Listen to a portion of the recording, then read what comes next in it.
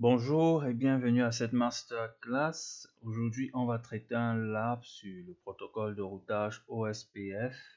Plus précisément, on va parler de OSPF, la configuration d'une zone unique, c'est-à-dire la zone 0. En anglais, on va parler de area, je vous l'écris là, area 0, voilà. Et le contexte est le suivant.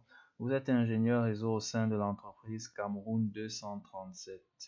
Celle-ci souhaite s'étendre dans les villes de Yaoundé, Limbe et Kribi. Vous proposez d'implémenter le protocole de routage OSPF et vu qu'il s'agit encore d'un réseau d'entreprises relativement petit, une seule zone suffira. Ok? La topologie, c'est la suivante. Si vous n'avez pas encore monté votre topologie, je vous prie de le faire. Si vous ne savez pas comment vous servir de GNS3, faites-le moi savoir en commentaire ou alors dans le forum si vous vous trouvez sur ma chaîne Udemy. Je vais vous préparer un superbe tutoriel là-dessus et je vous filerai mes propres astuces, mais seulement il faut que vous fassiez un commentaire pour que je sache si vous avez besoin de ce tutoriel qui sera complètement gratuit ou pas. Alors, objectif, monter la topologie. De mon côté, ce travail a déjà été fait, comme vous pouvez le constater. Mes routeurs sont même déjà en marche. Ensuite, configurer les interfaces de bouclage loopback comme suit. Alors, je le dis toujours dans mes vidéos, si vous ne savez pas à quoi servent des interfaces loopback, faites-le moi savoir en commentaire. Déjà, cette question est revenue 2 fois dans mes vidéos. Les interfaces loopback, dans notre cas précis, vont servir comme identifiant de routeur. Ces interfaces vont servir comme identifiant stable de routeur OSPF. Et par la même occasion, les interfaces loopback en général permettent de simuler des réseaux pour faire des tests de connectivité. Si vous ne savez pas comment configurer les interfaces loopback, faites-le moi savoir tout simplement. Je vous dirai comment faire pour chacun des routeurs Douala, Kribi, Limbe et Yaoundé. Tout ce que vous aurez à faire, c'est un copier-coller. Je suis là pour vous, je suis là pour vous aider. N'hésitez pas.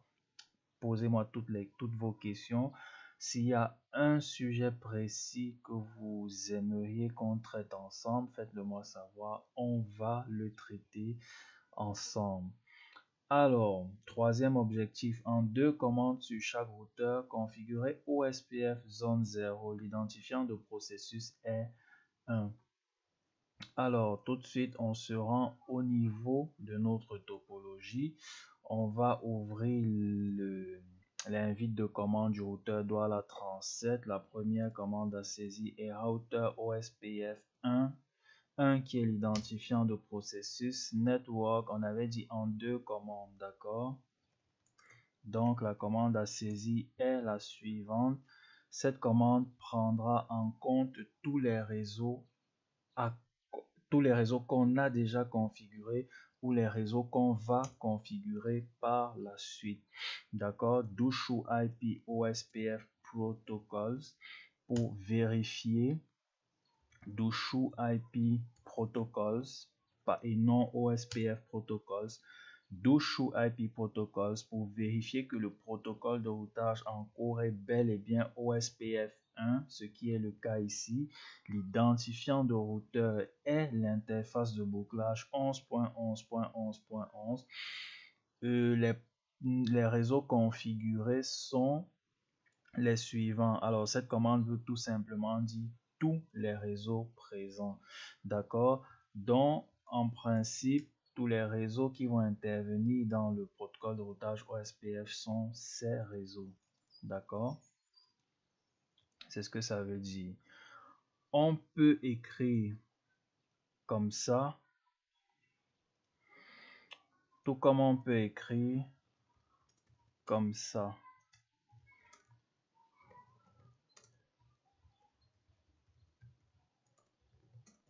Tout simplement. Alors, c'est exactement, ça veut dire exactement la même chose. Dushu IP Proto, protocole de routage configuré OSPF 1. Si on avait plusieurs protocoles de routage, on allait avoir une liste de ces différents protocoles de routage. D'accord? Routage pour tous les réseaux en fait. Et l'identifiant de routeur CRIBI 237 et l'interface de bouclage 22.22.22.22. D'accord? Ici, on constate qu'on a une relation de voisinage qui s'est levée entre le routeur 11.11.11.11 qui est Douala 237 et le routeur 22.22.22.22 qui est CRIBI. La commande pour vérifier ceci est Dushu IP OSPF NIBOX. Ok. L'identifiant de voisin c'est 11.11.11.11. Alors, je préfère qu'on commence par étudier la commande Dushu IP OSPF NIBOX Details parce qu'on aura des informations beaucoup plus détaillées. Plus tard on reviendra ici, vous comprendrez que c'est vraiment un résumé de cette commande. Alors, au niveau du routeur CRIBI, la sortie de cette commande, ou plutôt le résultat de cette commande, nous dit que on a comme voisin la 11.11.11.11 qui est logiquement l'identifiant OSPF du routeur Douala 237. L'adresse du prochain saut, c'est-à-dire de Douala 237, l'adresse de cette interface est la 10.10.12.1. Ce voisin se trouve dans la zone 0 et ce voisin a été découvert par l'interface Fast Ethernet 00. Donc on est passé, les messages pour découvrir ce voisin sont passés par l'interface Fast Ethernet 00. D'accord? La priorité du voisin est 1 et son état est full. Le routeur désigné est 10.10.12.1, c'est-à-dire Douala.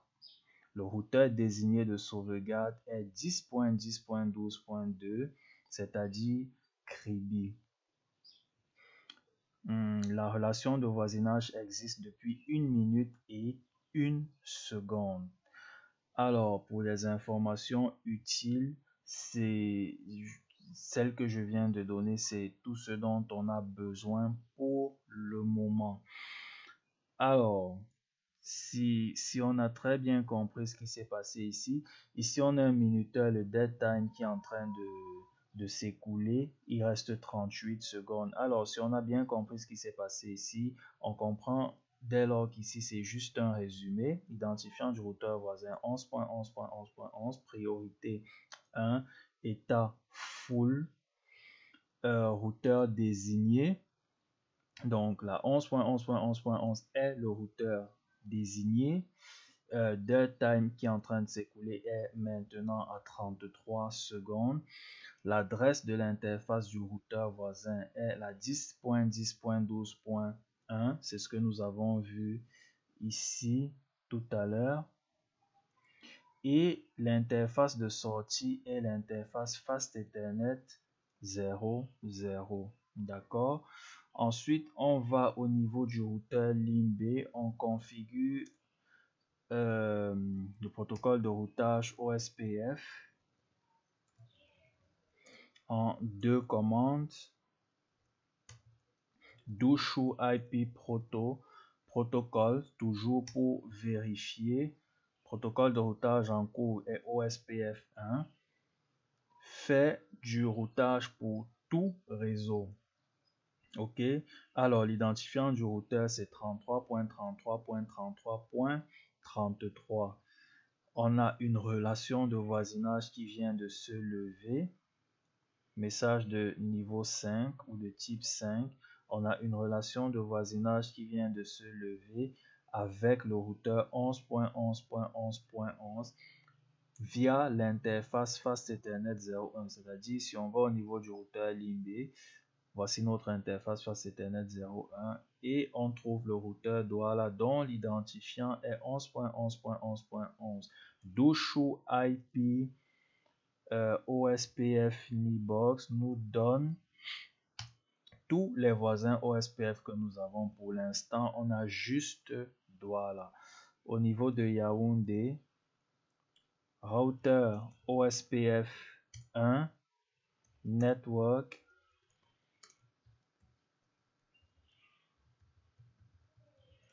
area 0, Douchou IP Proto. Ici, logiquement, on devra avoir deux relations de voisinage en attente d'une seconde relation de voisinage. Voilà, Douchou IP OSPF Nibox nous liste tous nos voisins, à savoir Kribi 237 et Limbe 237. D'accord?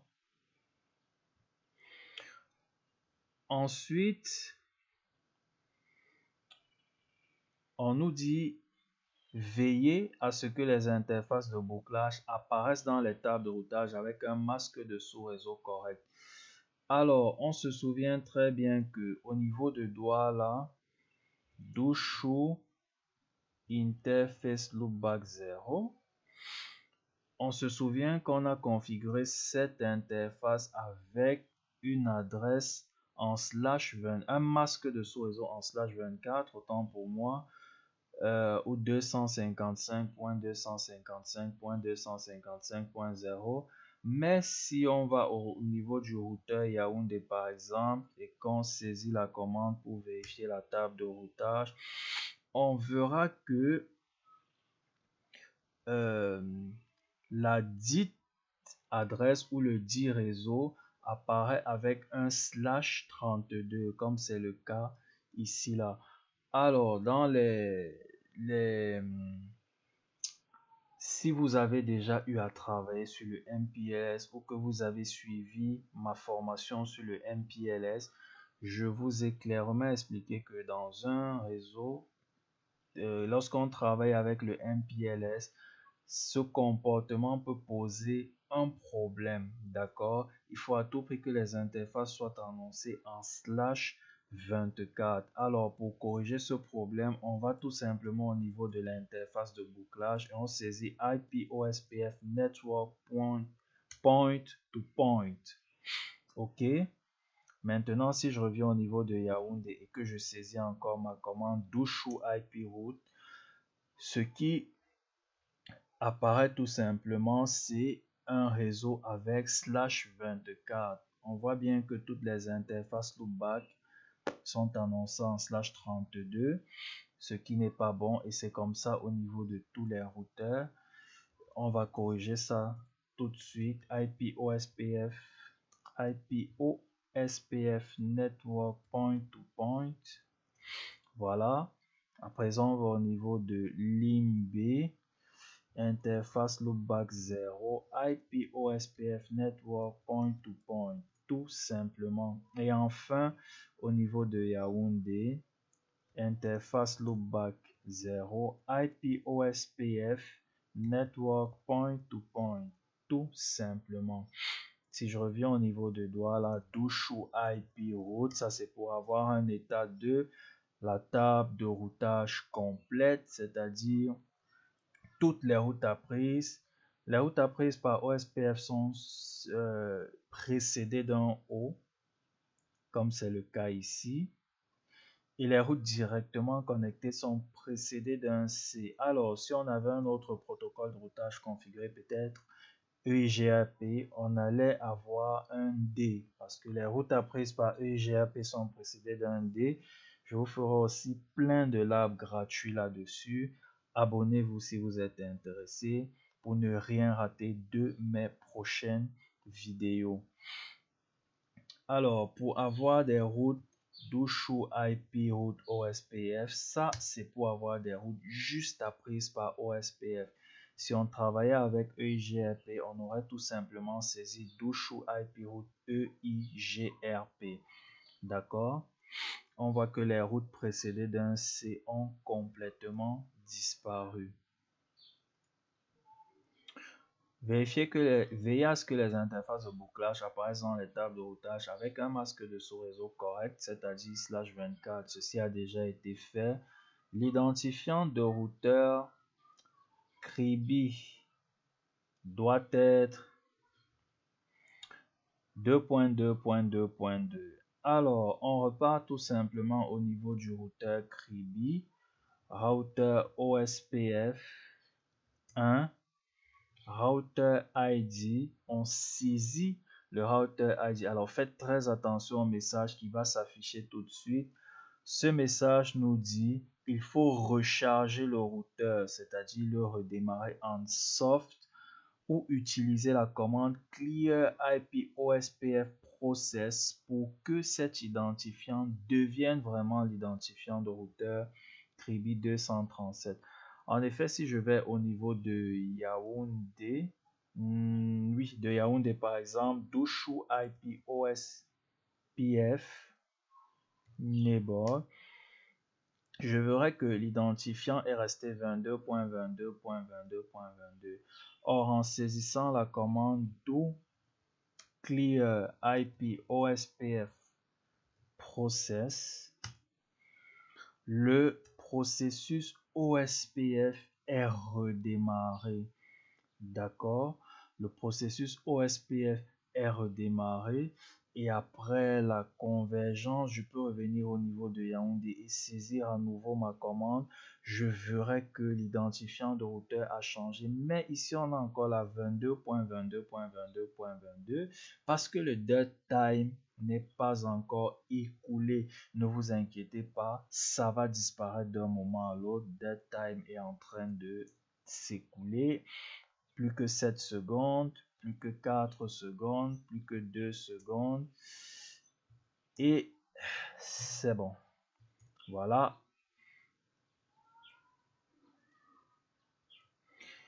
Ensuite, on nous dit activer l'authentification en texte clair entre les routeurs Douala 237 et CRIBI 237. Le mot de passe est Samori. OK? C'est le prénom de mon neveu en passant. L'authentification entre les routeurs Douala 237 et CRIBI 237, c'est-à-dire ici, Douala interface Fast Ethernet 00, IP OSPF Authentication, ok, IP OSPF Authentication,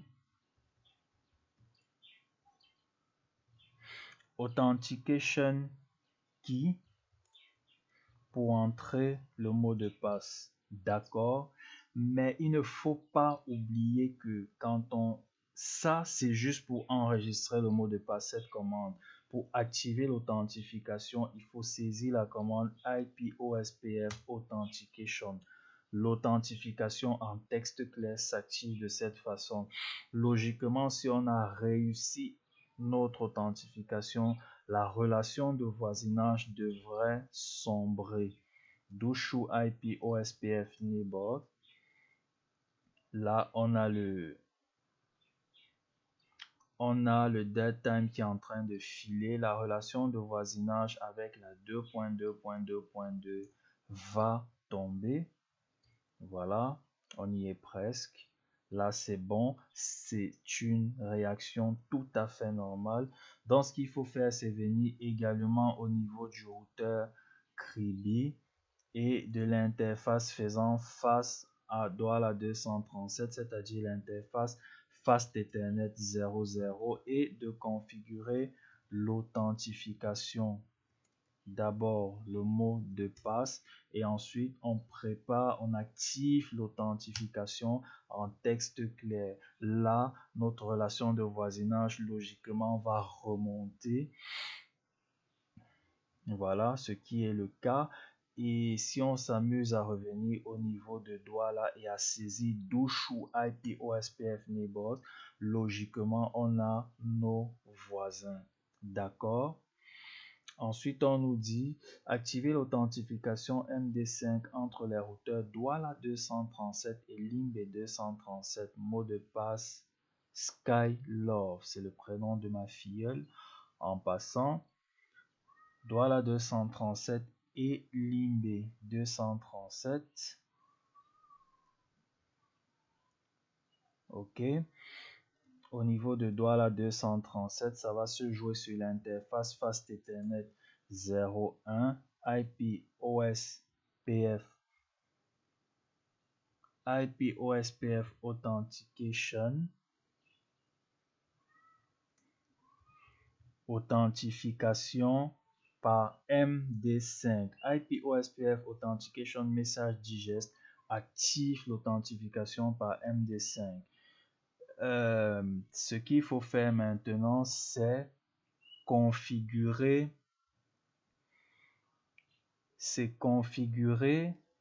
le, comment je vais dire, c'est configurer le mot de passe. Merci. IP OSPF message digest key 1 MD5 Skylove. Je suis en train de réfléchir un tout petit peu. J'ai tellement de commandes en tête que parfois je m'embrouille. Mais ce qui est génial avec l'invite de commande, c'est qu'avec un simple point d'interrogation, on se retrouve facilement. Alors, maintenant, je vais au niveau de l'IMB. Interface Fast Ethernet 01. IP OSPF Message Digest Key 1 MD5 Sky Love. IP OSPF Authentication Message Digest. Ok, ça c'est pour activer l'authentification. Et à ce niveau, logiquement, notre relation de voisinage qui avait sombré va se relever. Ok. Ensuite, on nous dit modifier les minuteurs OSPF entre Kribi 237 et Yaoundé 237 de façon à ce que les paquets Hello soient envoyés toutes les 5 secondes. Alors, je vais au niveau de Kribi 237. Interface Fast Ethernet 01 IP OSPF Hello intervalle, je mets à 5 secondes. Douchou IP OSPF.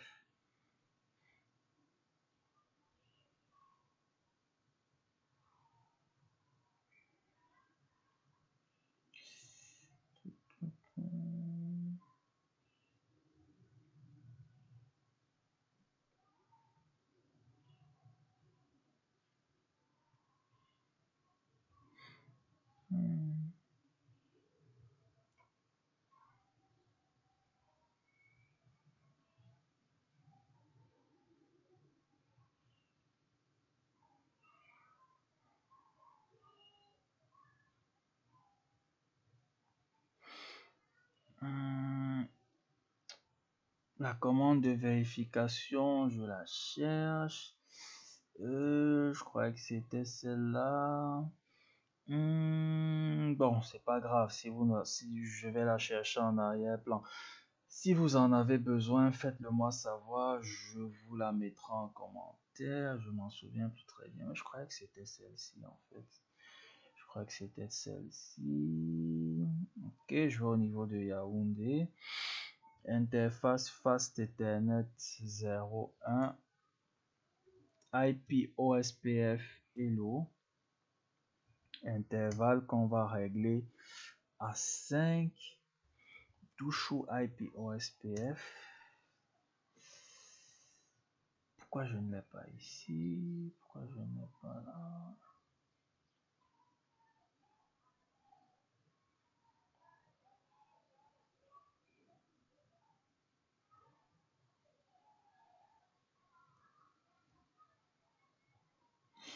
Bon, c'est pas grave, je vais la chercher pour vous en arrière-plan. Si vous en avez besoin, faites-le moi savoir dans les commentaires. Alors, ça c'est ce qu'on vient de faire. Enfin, on dit à partir du routeur Douala 237, annoncer une route par défaut aux autres routeurs. Pourquoi à partir de Douala 237? Douala 237, ça veut tout simplement dire que c'est lui qui sera, qui sera chargé de fournir la connexion Internet. Donc, il aura une connexion vers le fournisseur d'accès Internet. Si Kribi, Yaoundé et Limbe, à un moment donné, envoient des paquets pour des réseaux dont ils n'ont pas la destination exacte, ils enverront ces paquets par défaut au niveau de Douala. Alors, en allant au niveau de Douala 237, routeur OSPF1, Default Information Originate, c'est la commande qu'il nous faut saisir. Default Information Originate Always, c'est la commande qu'il faut saisir. Et si on va au niveau de Kribi, Dushu IP route, on verra qu'on a notre route par défaut qui est celle-ci. D'accord? Au niveau de Yaoundé également, Dushu IP route. On a bel et bien notre route par défaut. Et au niveau de Limbe, Dushu IP route, on a également notre route par défaut. Bien, tous nos objectifs ayant été atteints, logiquement, on peut mettre fin à cette masterclass. Et si vous voulez aller plus loin en vous formant aux certifications CCNA, CCNP ou alors MPLS de façon approfondie, n'hésitez pas à cliquer sur le lien qui se trouve dans la description de cette vidéo.